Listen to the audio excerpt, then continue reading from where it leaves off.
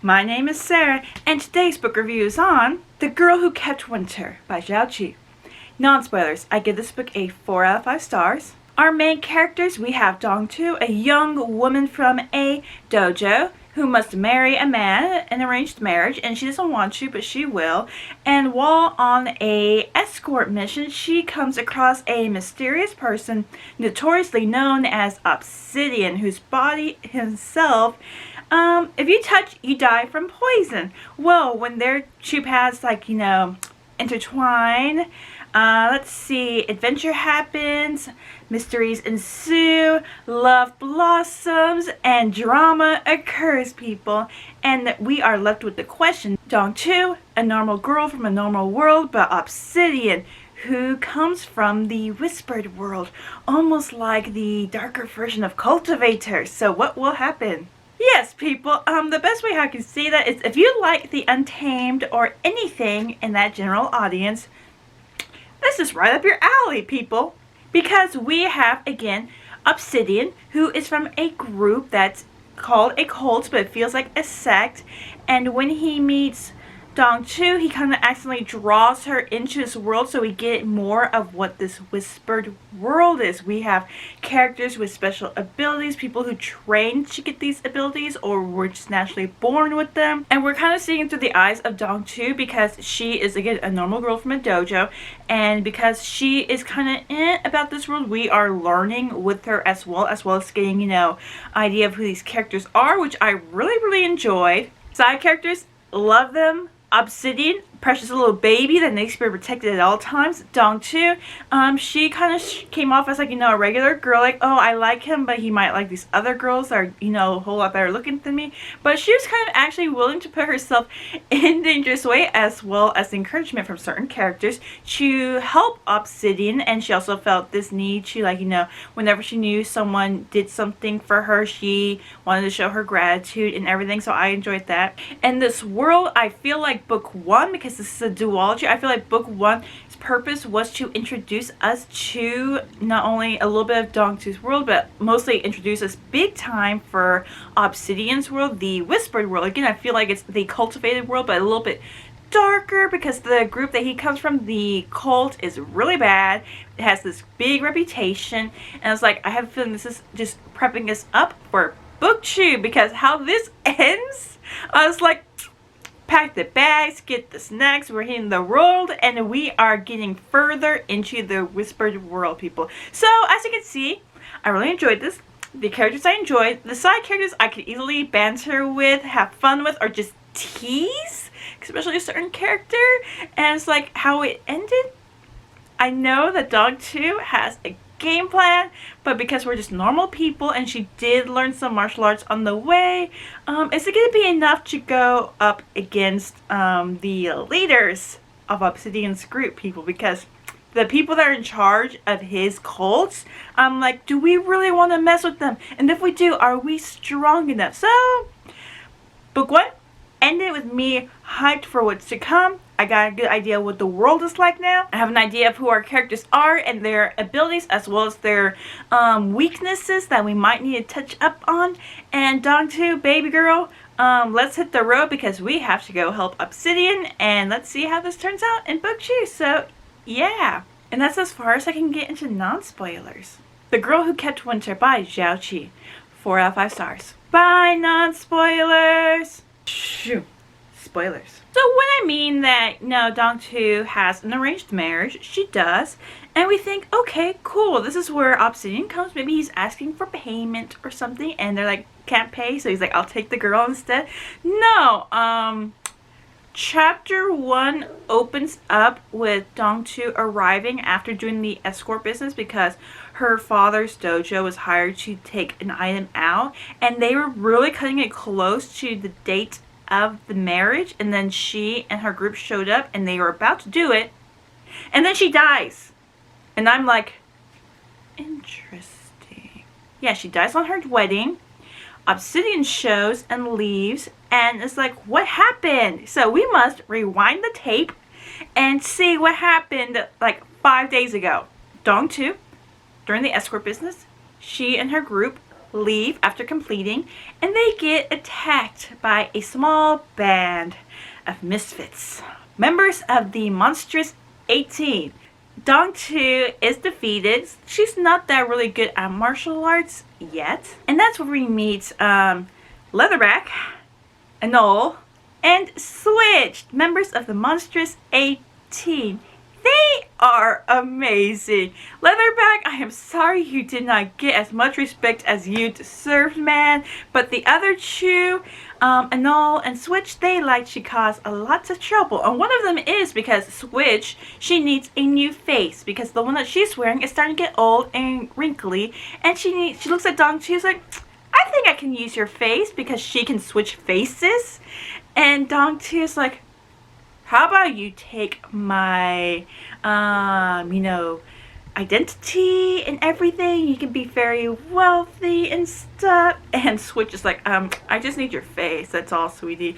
And Dong Tu is like, it was worth a shot. And then she's like, well, if you take my face, the person that you're gonna have to marry, they're gonna see you're not there and you're gonna get in a whole lot of trouble. So why not just take the whole deal? And Switch is like, you're getting married? And she's like, yes. Your problem. And Dong Tu's like, oh. And then this is how I've just automatically fell in love with these characters, these misfits, is because Anole's like thinking, we need a new drinking buddy. Hey, she can help fill up the cups. And next scene is with the rest of the bodyguards locked up in the shed, and in the hut is Leatherback, Switch, Anole, and Dong Tu having drinks. I'm like, this escalated really fast, but I enjoy it. And that's how the rest of this book is going to go, the escalation. Because we have a serious situation, then we have a weird situation, and then we have a calm situation, weird again, high, weird, low, high. Okay, the pacing is interesting, people. I will admit that. But that's the best thing about dramas, because everything is intense. Leatherback is because he was born with like a deformed back, so that's how he got his nickname. But his skin is really hard, so that makes him, good at fighting as well. Anole, he was born a little different as well. His hands are kind of like claws, and people thought he was a monster.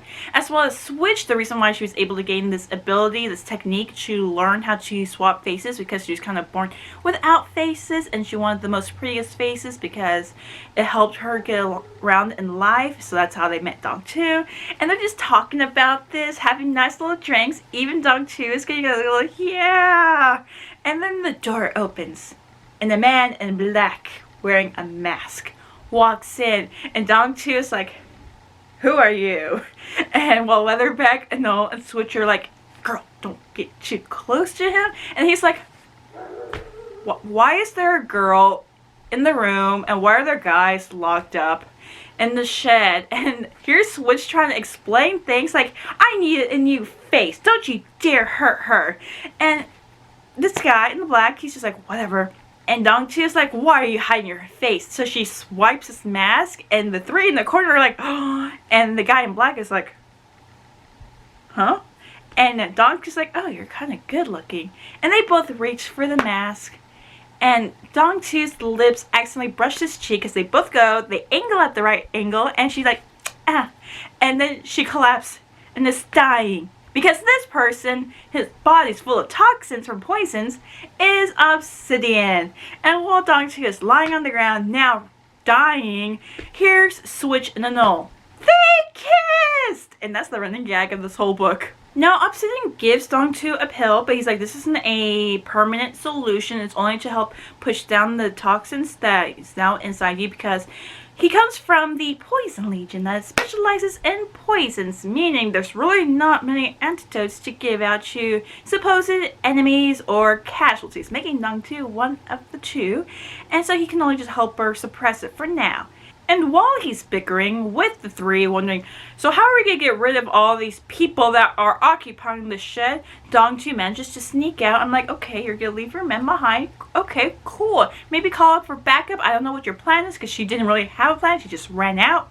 And then she ran across a group of bandits attacking an old, defenseless lady. And she wants to help, but Obsidian comes, helps, and the lady's like, I saw this coming. And Obsidian's like, Stargazer, of course you saw this coming. Because we need another character of the Monstrous 18, Stargazer, who can apparently see things that happen before they happen. That's the thing I was wondering about the Monstrous 18. We only meet a few of them. So I'm hoping in the next book we see all 18, because I want to see why or how they got this notorious title, people. But either way, Stargazer's like looking at Dong-tu, and she's like saying, you know, how this things might happen, might intertwine your fate with Obsidian, but not be good for both of y'all. And then she looks at Obsidian and is like, beware the arrow, and she leaves. And I'm like, Stargazer, were you the one that shot the arrow? Because Obsidian does get shot by an arrow, and he goes down, and we don't know who shot the arrow. But I guess because Dong-tu is already infected by the poison, it doesn't affect her anymore, because she can now touch Obsidian. And by doing that, she's able to mend his wounds. She keeps watch over him overnight. And that's while she's tending to him, we see a giant black tattoo of a spider on his back. And I'm like, ugh. But later we find out that those tattoos are the tattoos of the Poison Legion cult for members that are, you know, past their training and now are official members. So we will see those tattoos again, and it's like it kind of looks like it's alive and moving, so I wonder if that gives, you know, Obsidian any pain. But either way, Dong-tu does help him. She keeps watch over him, and he's like, because you helped me in this moment, I will escort you back to your home unscathed. Days go by, you know, uneventful, and we're getting closer to the dojo when all of a sudden my peacock senses are tingling, because another arrow comes out, as well as a group of people that attack Obsidian. He manages to escape though, and these group of people, 7 women, 1 man, wearing whites, and they're like, dang it, he got away again. And I'm like, oh, so they were the ones that shot the arrow the first time. And my peacock senses, they point straight to this man, because he looks at Dong-tu. He knows that she was poisoned by Obsidian. He gives her a pill to help suppress the poison indefinitely.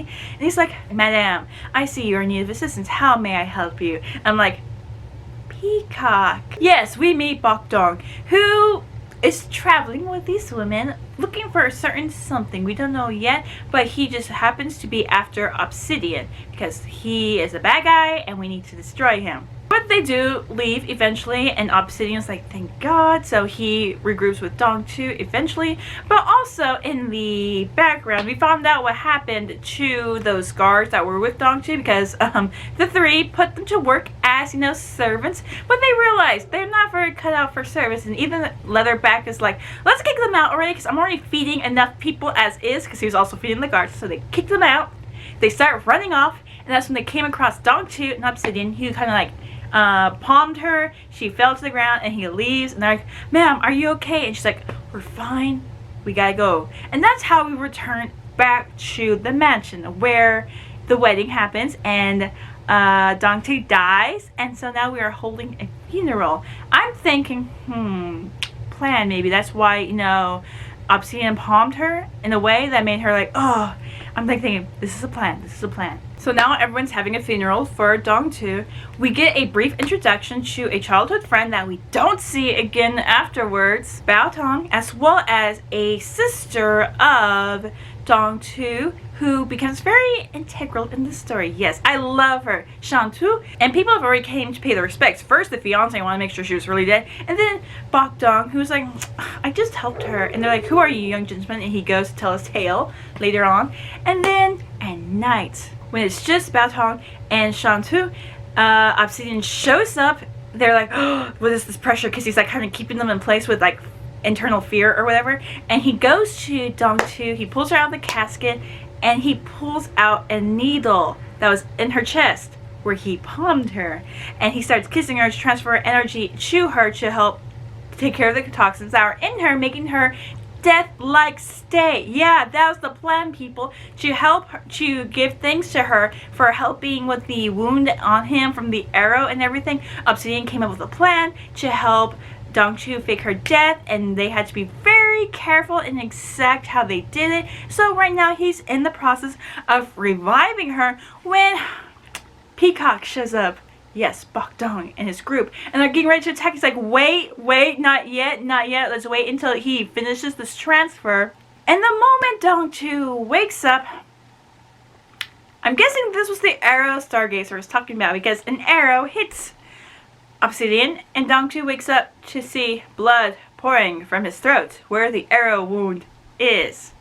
He got shot in the arrow, people, but don't worry, he survives. But I was like, that's a bit extreme. And we are fighting in the hall with Bokdong and Obsidian does a quick demonstration of a potential powerful attack, the Storm Strike technique, but he calls it off just right then and there, as well as disappearing, and Bokdong's like, where did he go again? He always leaves. And as everything is settling down, and Obsidian ran with the injury of the arrow through his throat, Bokdong is like, oh, he got away again. Dongtu is alive, trying to figure out what's going on, and up above, on the ceiling, we hear, oh my god, they really kissed. Yeah, that was such a kiss. I think he's just transferring energy to bring her back. No, that was definitely love. Leatherback, Anole, and Switch were on the roof the entire time. They did come down, when Obsidian was about to use the Storm Strike technique. And now they're down there. Bokdong sees them. He's like, do I attack? They're like, do we attack? And Dongtu is like, we're just tired right now, trying to figure out what's going on. We do not attack. So yes, 3 members of the Monstrous 18 are down there enjoying what's going on. And they're like, so what's going to happen next? This is one of the funny parts that I also was like, we had a serious situation a second ago, but now we're just like sitting down, tending to our wounds, and just like completely ignoring what just happened right now. And of course, this is the moment where Peacock tells his story and how he's tied in with Obsidian and the Poison Legion, because back before he was born, his father really liked his mother, who was a general, but he was also married at the same time, so second wife and everything, and they were being chased by the enemy, and they found their way into a cave. The child was born. They were still attacked, but the woman that was in the cave, Lady Pink, who's now Grandmother Pink, saved them because she perfected this technique. And she's like, I will take this child when he is of age as a disciple. And that child's name was Pong. He was Bokdong's younger brother. They came back. It was a little strange after a while, because Pong's mother was a general, so she kind of still wanted to be out there fighting, but now she was a lady, so not really good. But Bokdong's mother and her, they were really good friends, so she also looked after Pong. But one day someone attacked. They pulled Pong and Bokdong's mother into the pond. Pong went missing. Bokdong's mother died, and the other mother left. So Grandmother Pink took Bokdong as her disciple, began teaching her the techniques. As time went on, she decided to send Bokdong, as well as the 7 women who were to be with him, to go retrieve the Storm Pearl, because her fellow sworn sister and lover at the time, Samsara, stole parts of the technique that she had learned, because it was like a true part to make a 1, so 2 individuals, yin and yang, and she took both parts. She ran off to go do her own evil thing. So now Grandma Pink wants Bokdong to go find that, and who has the Storm Pearl? Obsidian. So that's where Bokdong comes into play. And while our little peacock is showing off his feathers, guess who shows up as well, as everyone's just listening to the story, is Stargazer. It's like, what are you doing here, lady? Because she just randomly shows up, and Stargazer is there to let Dongtu know that she can come of assistance as long as Dongtu brings Stargazer something, and she leaves with this cryptic message. She is either supposed to come back with a shard of the Sunlight Pearl, which is the, I guess you could say, the sister pearl to the Storm Pearl, or the instructions to the technique of the Sunlight Strike. Again, sister move to the Storm Strike technique. So if Dongtu brings those to Stargazer, because she foresaw something, then she can help Dongtu when it comes to Obsidian. So we have that in the back of our minds. And everyone's like, we're going to sleep. We're going to go look for Obsidian later. But Dongtu, with Switch and the Null, because they leave Leatherback behind, they decide, hey, we know where Obsidian can possibly be, and we'll take you there, because we probably want you to go see Ivy. And we're like, who is Ivy? And they're like, so that's the lady of Hohan Palace. And in the back of my mind, I'm thinking, the last time we, as a reader, had an incident with a palace, that did not go so well. He's gonna feel himself say it. But either way, they leave without telling anyone. And right when Bok-dong is getting ready to leave in the morning with his group, with Shantu, and sadly, again, another good baby boy best friend is left behind on this adventure, they get an imperial decree by a eunuch stated by the emperor that this other eunuch named Tian Tian is supposed to join them on their journeys. And all of a sudden, Shantu is like, I already sensed something off about this person because they seem too nice and everything, so young. Something different, and Shantu is like, I can see through that right now, but I'm just gonna lay low and see if my suspicions are correct. So reluctantly, Bok-dong brings Tian Tian with them, and they're going on an adventure, and they stop by a tea house, and there's a young cultivator there who's trying to be very frugal with his money because he doesn't have that much money, but Bok-dong pays for his meal, and the person comes over, and I'm like, I am sus now. I am very, very sus because he introduces himself as Pong. And he is going to go meet his master at the Collector's Hall because apparently the Collector has the bearer of the Storm Pearl and Storm Strike technique. And of course that catches everyone's interest, but for Bok-dong, could this be his missing brother? So I'm thinking, this seems too easy. Is this the real Pong or is this a trick? Or is this a trap? Is this a trap, people? I don't know. We get to Hohan Palace, and it's interesting. It rotates apparently, and it has the hallways of the Harry Potter staircases because they're always shifting. But when we get there, no one wants to let Dong-tu in. They're like, no, go away. And then Switch is out there like, make way, this is Obsidian's lover, people. And they do open the doors, and Dong-tu's like, do you have to say it like that? And Switch is like, huh, but they did let us in. And it is true, y'all did kiss. It was not a kiss. Again, running gag that I love so much. But they do go in, and they meet Ivy, who is this beautiful thing, and of course she's in a room, and we know that, you know, Obsidian is in the bed as well, healing, and she's like, you're the one that harmed my Pong. And I'm like, wait, what? Even Dong-tu is like, what? But Ivy just continues saying, I did all of this when I found him there on my doorsteps dying. We even had to call our master to help heal him. I had to take the most deadly 7 poisons to get him to heal. And here he is so weak, and it's because of you. And she's like, Dog-tu's are starting to feel really bad, and then Ivy's like, of course I would do anything for my Pong. I love him and he loves me. We are meant together, so you just go back wherever you came from. And of course Dong-tu is feeling very sad, and she just wanted to see Obsidian to make sure he was okay. But here's Ivy saying, yeah, he was fine, but he's hurt because of you. So she's like, just give him my thanks, and she leaves. But then again, with the help of Switch and all, they're like, you didn't technically see him if he was okay. And besides, this is your lover. You must tell him right there in his face how you feel. And of course, again, we break back into Hohan Palace. But we still find out that the hallways move. So the moment Anol and Switch take their eyes of Dong-tu, she gets lost. After we found out, after they left, that, you know, Obsidian wakes up, he's like, you didn't have to be that dramatic. She's like, but it's true, even though I didn't take the deadly poisons, you were injured and everything. That even Samsara had she called Tian Nun, who is the head of the Poison Legion and everything. And he's like, I'm just gonna go take care of myself. It's good that Dong-tu left. We don't want her getting involved. But again, they don't know that she's running around in the palace. And it doesn't help the fact that she ran into the wrong room and met another fellow disciple of Ivy and Obsidian, and that is Jia, who, he does have some interesting qualities about himself, but when I met him, I'm like, I like you.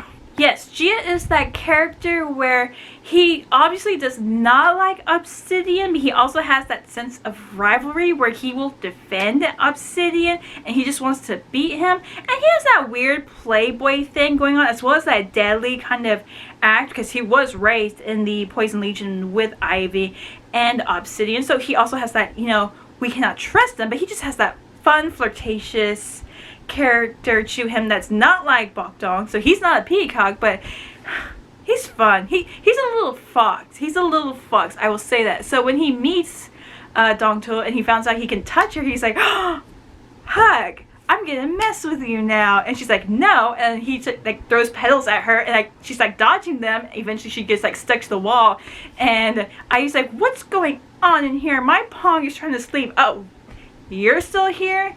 And she's like, yeah, I found her. And she's like, make sure she doesn't scream so loud because Pong is trying to get to sleep. And it's funny, while Dong-tu is like stuck on the wall, that's when Gia starts telling us what's going on. And my sus for this other Pong that Bok-dong met on the journey makes me wonder, who is he? Because Gia talks about how in the Poison Legion some children are brought into from the outside world, and it's very hard program to where children have to survive because they are literally getting poisoned, learning to do poisons, make poisons, fight with poisons. So that's very stressful environment. So Ivy and her brother Pong, Obsidian, and Gia were the top selections to see if they can absorb the Storm Pearl and become the new leader of the Poison Legion. Of course, Tanan is still in charge. Someone still have to answer to her. But these were the top candidates. Ivy's brother went first. They had to swallow the Storm Pearl, but they cannot contain its ability. It will freeze them from the inside out and kill them. That's what happened to Ivy's brother. He froze and crumbled to pieces. So like, next person. Gia tried, but Pong, Obsidian, managed to save him just in time because he started to freeze. Ivy, she was a little scared, so Tanan made Pong eat the pearl, even though some stars like saying maybe we should wait more. And of course, Pong was able to contain it, but that's also because when he was a child, he also inherited the ability of the sunlight strike, meaning he is Pong. He is Bok Pong, Bok-dong's younger brother that was taken as a child. And because he has that ability, he was able to counteract the effects of the Storm Pearl, making him the proper successor and inheritor of the Pearl.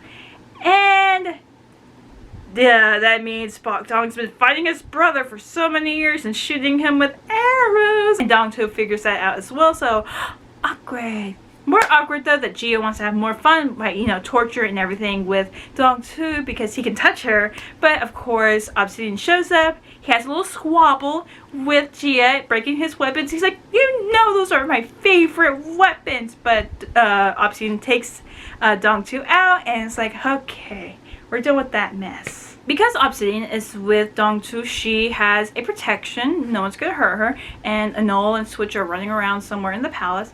And they have their sweet little moments. They walk around. He takes her to like a nice little place in Hohan Palace where they look at the night sky and they're just like relaxing, calming down.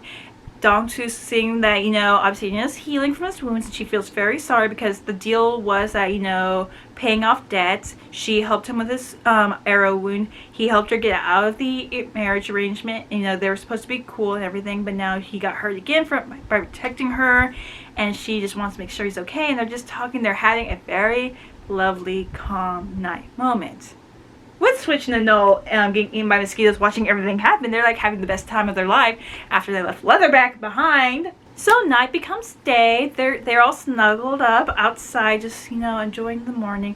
And of course, some needles are thrown their way, and Anol, whatcha, stops them, and there's Ivy huffing and puffing, and she's like, he's mine! How dare you steal him? And there's Switch saying, oh, how could you think that he is yours? Of course, they already kissed, so they are lovers. And again, Obsidian and Dong-tu, we did not kiss. Like, that's what she said, but it was definitely skin contact.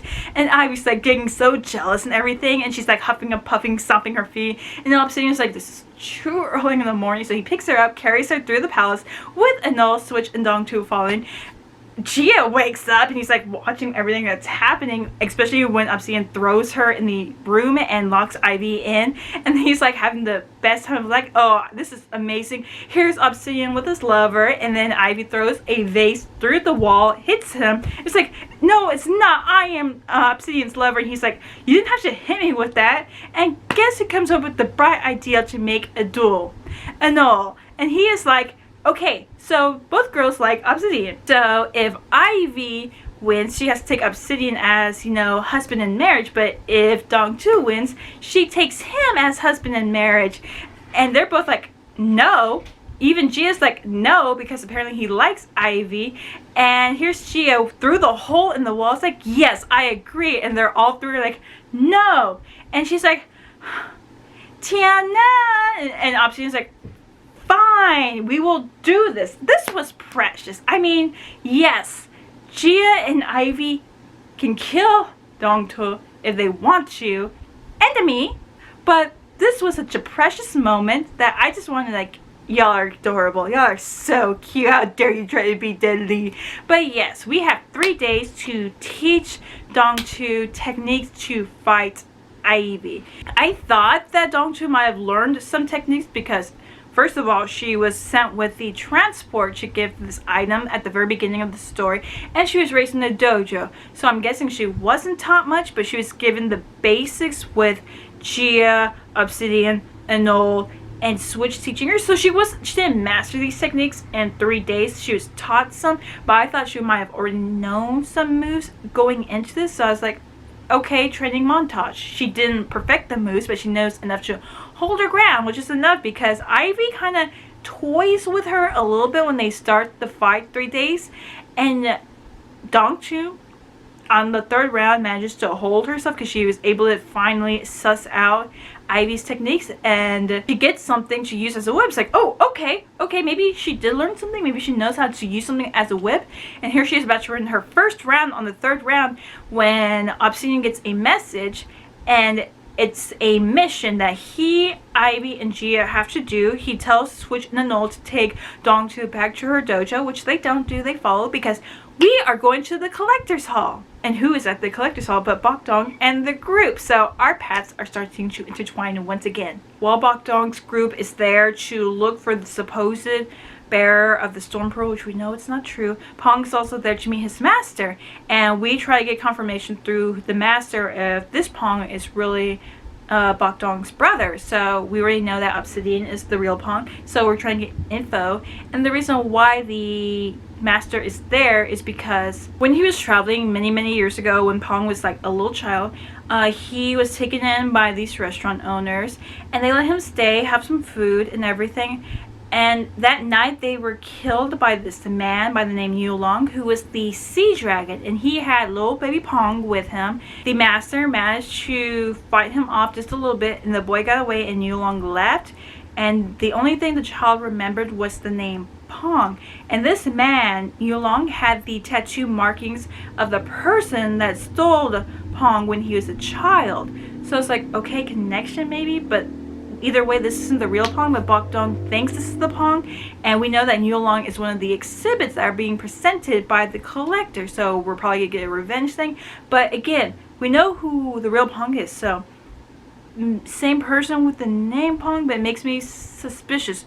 Who is this other Pong? The night happens where the exhibits are supposed to be presented, and we see Yulong. He is half the man he used to be. That the master's like, the revenge isn't gonna be sweet as much. But in the crowd, a woman calls out seeking revenge, and she jumps on the stage to kill Yulong, even though the guy can still fight, even though he's still half the man he was. And that woman is Bokdong's second mother, Lady Diantas, who is Pong's biological mom, who's been searching for Yulong for so long. And because he still has the tattoo markings, it's him, the one that took her son and killed the first wife that was her friend. So revenge ensues, but because of that, the rest of the exhibits have to put on hold, meaning the person who is the supposed Stormbearer, as well as this other person that we've seen, a beautiful young lady, and people are like, how could this beauty be an exhibit? Only bad people are here. So the collector's like, just hold off on the exhibit. During the night, Tian Tian, who calls over Shantu and asks, questions about Bokdong, and she's like, Lady Tian, may I call you that? And she's like, how'd you know? And she's like, it's not that difficult to figure out. So Tian Tian is actually Princess Tian Tian, who, without Bokdong knowing, is his fiance.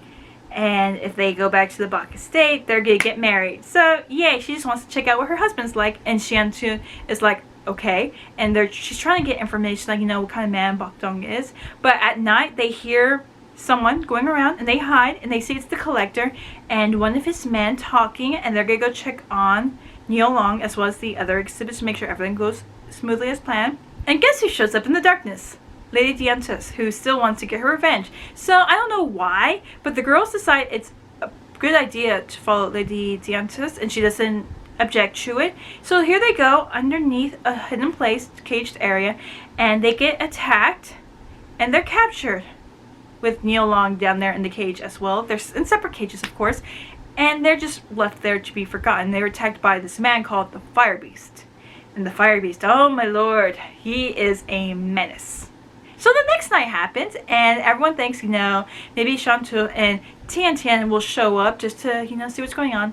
And the next exhibit is supposed to be the other person, the young lady. But, of course, the Fire Beast shows out, and the collector's like, yes, this is the person that has the Storm Pearl. The one that masters the Storm Strike. And they display their ability. Very intimidating, but of course, Bok Dong, he knows the power of the Storm Strike because, he's been up against Obsidian enough times to know the difference, and he calls that out. And another master is there saying, yeah, this is, it looks similar to the Storm Strike, but it is actually a part of the Sunlight Strike technique. Similar things, but separate ways to make the technique work. The Storm Strike is power inside coming out, while this is drawing power from the outside inwards. And if you don't get the technique properly correct, you can go mad, such as the man, the Fire Beast right now, because he is kind of mad. But to settle the Fire Beast, the collector gives him some candy and sits down, and we decide to bring in the lady, the young, beautiful woman that Bok Dong is like, she cannot be evil, and she's the third exhibit, of course, and her name is Dao Chu Chi. And before they can explain how she became part of the exhibit, that's when Obsidian, Ivy, and Gia show, because they are there to rescue her, meaning a battle ensues, and it is a big one. Ivy and Gia take care of the people that work for the collector, and they're trying to rescue Dao Chu Chi, and Obsidian gets to her, but Bok Dong gets down as well, and he's trying to rescue her. Obsidian's trying to rescue her. They're both like tugging on her, like which way she good to go. And that's when Fire Beast is calling out to her, because I guess she taught him the technique or some way. So he's kind of going mad. He's thinking everyone is her, and he wants answers. So Obsidian and Bok Dong push her behind, and they get ready to fight him. And what's amazing, and should have clicked for Bok Dong, is that Obsidian says, do you know this technique? And for a second he's like, yeah, of course he would know this. Samsara stole the technique, so of course you would have taught him. But yes, it is the technique that Grandma Pink and Samsara was training to complete 2 halves as one, and since both of them are disciples of each woman, they know the technique. So while the Fire Beast is attacking them, they're attacking as one whole, and it's amazing. But as Bok Dong is fighting, he's like thinking, this is the guy who I've been hunting for so many years, and he knows this technique, and it feels so natural with us to being together. He gets distracted by a moment when he was thinking when he was a child with Pong and feeling this weird kinship with Obsidian, and he gets distracted, and the Fire Beast hits him. Obsidian takes a hit as well, but he's able to survive more. So while Dao Chu Chi is taking care of Bok Dong, Obsidian actually calls forth the full power of the Storm Strike, and he actually uses the ability against the Fire Beast, and they are in a stalemate. Both very powerful together. Everyone else is trying to take cover because they're getting blown away. And yes, eventually Obsidian does overpower Fire Beast, and he runs away. What he didn't know while everyone was there is that so was Anol, Switch, and Dong too. They managed to show up just right then and there. Switch and Anol were helping Ivy and Gia fight. Dong too was trying to find her way around, where she ran across her fiance and his master, because they were there at the collector's hall, and they're like, you're alive, and they do attack her because she was trained a little bit, she was able to defend herself and break away, and they run off, and she saw the fight as well. Especially when after Fire Beast left and Obsidian is recovering and Dao Chu Chi is there tending to his wounds, Lady Dianthus shows up, and she's trying to tell them about Tian Bian and Xuan Tu, and she gets attacked by Ivy, who sends a poison snake after her, and she gets bit, and Obsidian gets mad, and after telling Ivy off, and her, Gia, and Dao Chu Chi leave, he tends to Lady Dianthus, who is his mother, and without kind of speaking to her, she gets this sense of familiarity with him, and he gets ready to leave, and she calls out Pong. Bogdong sees what's going on, and he looks back, Obsidian looks back, and he's like, what?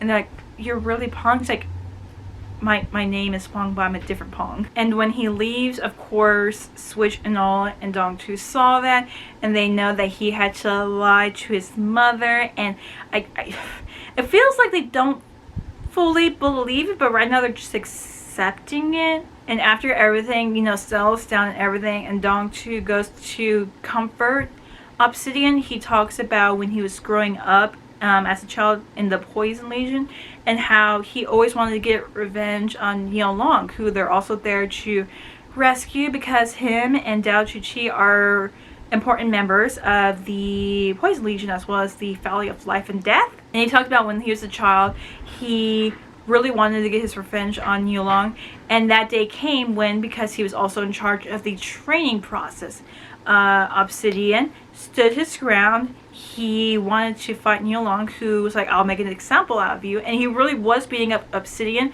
But at that moment, I'm guessing this is the time after he had left the other Pong to the master after killing the restaurant owners and leaving. Obsidian got the upper hand. He grabbed Long's weapons, and he was the one that sliced Long's legs off, making him half the man he was, making the revenge for the master not as satiable. But as punishment, Obsidian was prevented from using the antidote to subside the poisons that all the children were supposed to use while they were training, and they thought he would die within the week, but he did not, which impressed Tianyun, and because of that, she had Dao Chuchi put the tattoo of the spider on his back, making him officially a disciple member of the Poison Legion, and eventually he got strong enough to inherit the Storm Pearl. So because of that, he feels he cannot ever return back to his family. He's always torn whenever he has to fight his brother, and it's just a weird, complicated situation. But as he gets this off his chest, he kind of feels more relieved, and him and Dong2 talk, and he's like saying, hypothetically, if I could have been able to leave the Poison Legion, which he can't really, would you run away with me? And she kind of gives that blush look away, but that's all the answer that he needs. And they're like having this nice little sweet moment, saying everyone's taking care of themselves, your mom's gonna be fine, we're gonna get a good night's sleep and see what happens in the morning. And Dong2 leaves to go rest for the night. When, are you saying we didn't have eyes on this guy? But Fire Beast, ran off, and he attacks Dong2 and kidnaps her. Because again, he thinks everyone is Dao Chuchi, who was the one that slipped him the papers to learn this sunlight strike technique, and he is burning up inside because he didn't master it at all, just parts of it, and it's killing him, driving him insane. And he takes him down below where Long is still in the cage, as well as Tianbian and Xuantu, and he's like thinking one of them is the real Dao Chuchi, and he wants them to teach him the proper way because he's dying. And Dong2's like, I'm not her, and he looks over at sister, and he's like, tell me. And she's like, fine. She's making it up as she goes along, because Tianbian and Dong2 are trying to find a way how to get out, and Long's like, if you let me out, I'll help you. And she's like holding him up to that, but they do release him. He tries to get away, and they're like, no, because he's still chained up, and they're like holding the chain like, no, you promised to help us, and you're helping us. He does, in a way. He flicks his chain and hits Fire Beast. He's starting to go a little supernova, but he's still coming at us. So Long uses Tianbian as a human shield, and she's like, protect the princess. And the Dong2 has no clue what's going on, but she does use one of Switch's techniques. She absorbs the attack that the Fire Beast throws, so inside, throw back out kind of thing. And she uses Gia's attack as well as like 1,000 poison punches of some sort, attacking the pressure points to inflict internal damage, which scares off Fire Beast. But because she took in that technique, the sunlight strike, it kind of burns her inside a little bit, so a little heat. But that also means, remember long ago, the poison that was left dormant inside her that was kind of silent, it reawakens. So that poison that's just been lingering there, starts affecting Dong-tu. And Gia, Ivy, and Nolan Switch take her to Obsidian, who knows that there's only one true possible way to cure this. And there's only one person who has the actual formula to cure the poisons that reside within him, Gia, and Ivy, and that's Tianyan, who is at the Valley of Life and Death. And there's this thing where she has two people enter, one person leaves, meaning the person that is healed, if you can actually ingest the whole 7 deadly poisons, which Ivy was being dramatic about. But Obsidian does take Dong-tu to go see Tianyan, and they go there. Dao Chu-Chi is there as well. She got there ahead because she is Tianyan's assistant, her confidant. And they're like, are you sure you really want to do this for this woman that always kept getting you injured and hurt? And he's like, I will do this for her because he does love her. This is the only way to save her. And so he has to ingest 7 poisons made by the person that makes these poisons. And in return, Dong-tu drinks the 7 antidotes. He does survive. Obsidian does survive, but in a way we get a feeling of how deadly these poisons are, because they are affecting him in the most harshest ways. And this is a woman whose main goal is to create the worst poisons imaginable, and she is also using this to test on Obsidian to see if it can kill him, because no one has able to survive this until Obsidian. But she's getting ideas how to make more deadlier poisons. But Dong-tu is healed, and in doing so, that means she cannot touch Obsidian anymore, because I guess it was the poisons that was making it for her to be able to touch, because of course Ivy and Gia can touch him as well. And Obsidian sends Dong-tu back home because their worlds are now separate once more. She has to leave the Valley of Life and Death, and Nolan Switch take her back to the dojo. There's some problems going on because of course the fiance wanted to make her rule the day, but they get an imperial decree by the emperor as thanks for saving a royal family member who Dong-tu doesn't know, but Shan-tu is like, I guess that little eunuch does know how to show thanks. And we wrap up the story with Dong-tu feeling really sad because she really wanted to be with Obsidian. She wanted to see how this could happen. And here's Shan-tu, who's like comforting her sister, and she's like, do you remember what Stargazer was talking about? Which I have forgotten too, and I'm with Dong-tu. Like, I don't remember. Please, we are in pain right now. Our precious baby boy is alone in a place he does not want to be in.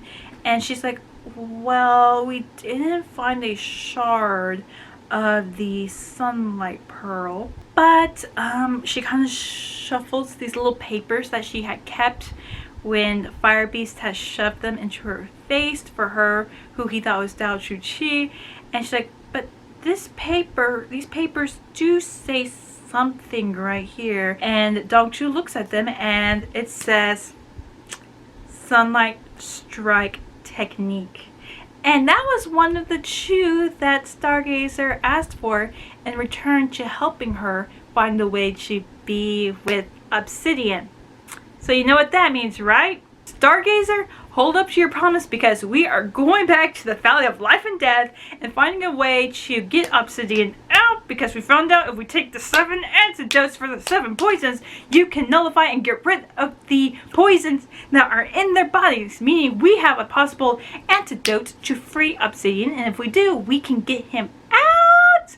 Yeah, goals. And that is the end of spoilers. So yes, as you can see, this book introduced us to the world of the Whispered World. Dong-tu and Shan-tu, they have a mission in mind. They're gonna go find Stargazer. I know that they are going to together because yay.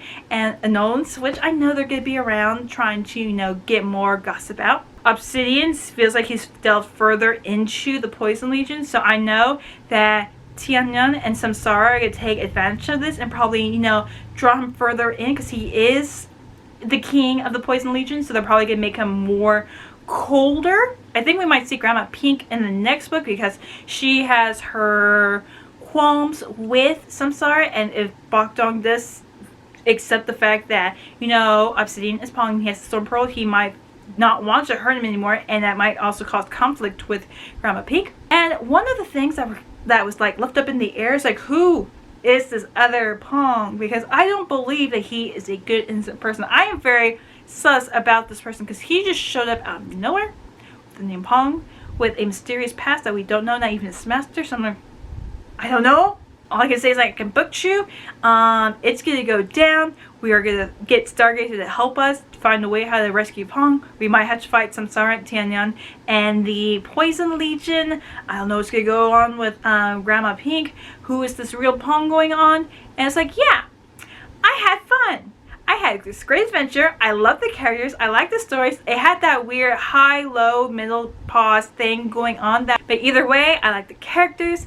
I like the world. I like the story. I liked how they kind of separated for a little bit, but they came back together. I really enjoyed that. I want to see what happens in the next book. And it's like, oh, again, things are going to go down. And I can't wait for that. So, yay! Fans of the Untamed and that general genre, this book is really right up that alley, so check it out. The Girl Who Kept Winter by Zhao Qi, 4 out of 5 stars. My name is Sarah, and bye!